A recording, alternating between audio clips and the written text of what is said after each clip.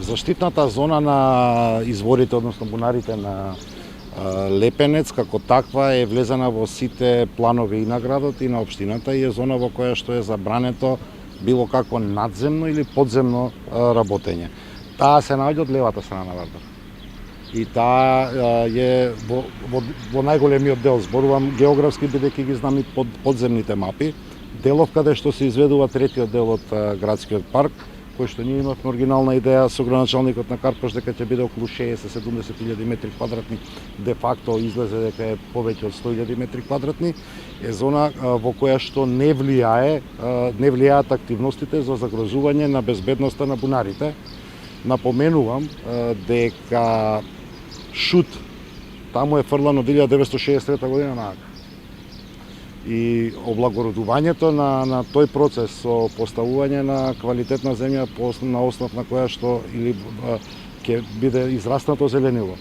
Не е ништо друго освен и заштита на тој простор кој што мислам дека граѓаните на Скопје пред се од овој дел од градот Карпошани, меѓутоа и остатокот од градот во моментот кога ќе го завршиме, тоа е подолгорочен процес изградба на парк, не е тоа едноставна да речем работа, ќе може да уживаат во сите благодети што еден урбан градски парк всушност го реализира.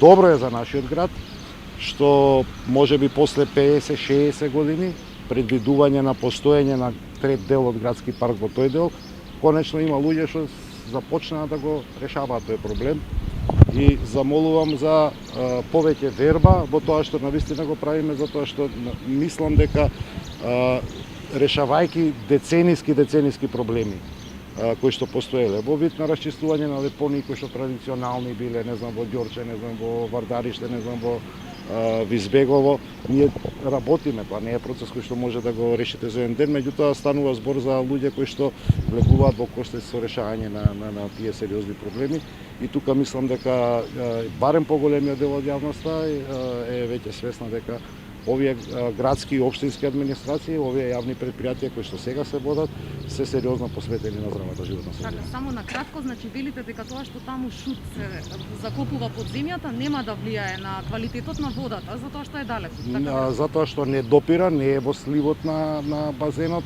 Сега зборуваме за едно подземно езеро, може да дојдете да речем до кај мене и да ги видите тие мапи, строго е забрането било какво одвивање на активности, таму не се одвиваат. Заштитен е целиот подземен басен, со се сливовите е заштитен со заштитна ограда и не може тука да се изведуваат било какви активности. Шутот за кој што зборувате е приказка стара, повеќе од 70 на години, онолку колку што помина од Скопскиот земјотрес на истата локација и тоа како се фрлало шут и во минатото и за жал до пред некој период. Сега во моментот пополнувањето на празнините со цел да се стави квалитетна земја е завршен процесот за целата таа микролокација. Една од прашање за локалните богове. Може први да ми одговорите на право.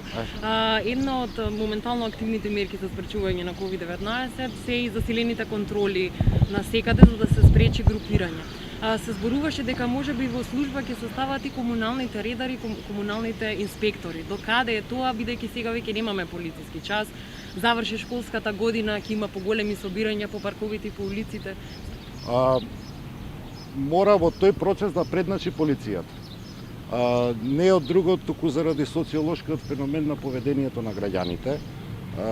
Знаете, ако полицијата не кажнува, градските редари се сериозно изложени дури на физички напади.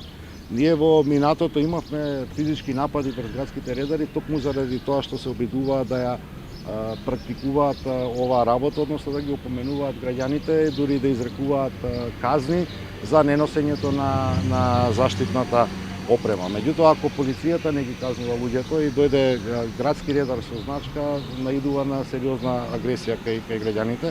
Јас мислам дека во последно време за нијанса се качува импактот на полицијата во таа казнена политика и со задоволство, да речем, ги ставаме потенцијалите кои што ги има градот Скопје, тоа е околу 3-40 луѓе кои што се комунални редари на располагање на полицијата со цел ако треба да направиме и заеднички патроли за да може граѓаните да разберат дека и да сватат дека само придржувањето до протоколите може да го сведе на минимум ризикот на здравствениот ризик по било кој од нас поединечно. Верувам дека ниту еден граѓанин, особено за ковидот кога зборуваме, не сака да го има дома. А верувајте, начинот на кој што се пренесува овој вирус толку е лесно пренослив, што секој од нас може многу лесно да го однесе дома кај своите најблиски. Затоа маската, придржувањето дистанца се најдобрите препораки.